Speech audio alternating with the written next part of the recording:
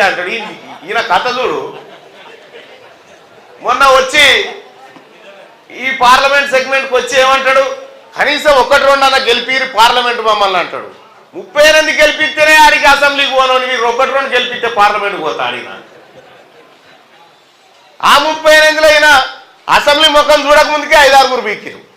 ఇప్పుడు 4 తారీఖు వచ్చి ఎవరుంటారో తెలియదు. ఈ పెట్టెలు తెరుచుడే ఆల్చం.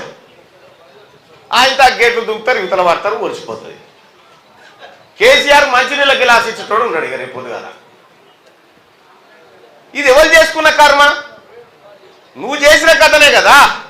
42 మంది విపక్ష ఎమ్మెల్యేలను దొడ్డిదారిన భూపాలపల్లి సంతాల కొనుక్కపోయినట్టు కొనుక్కపోయి అలా కట్టేసుకుంటే ఆయాల విపక్షాల గొంతులొక్కి విపక్షాలను పార్టీలను బంధిస్తున్నప్పుడు ఈ దేశంలో ఈ రాష్ట్రంలో ముఖ్యంగా అసలు ఈ ప్రభుత్వాన్ని ప్రశ్నించేటోడు ఎవడు లేనప్పుడు కదా తీర్మానం బయటికి వెళ్ళిండు.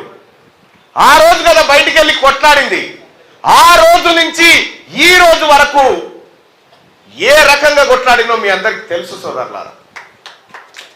ఈయన చేసిన కుంభకోణాలు, ఈయన చేసిన పాపాలు, ఈయన చేసిన మోసాలన్నిటినీ బట్టబయలు చేసిన దండానికి న్యూస్ పేపర్లు కట్టి వీళ్ళ భాగవతం అంతా ఇప్పి చెప్పిన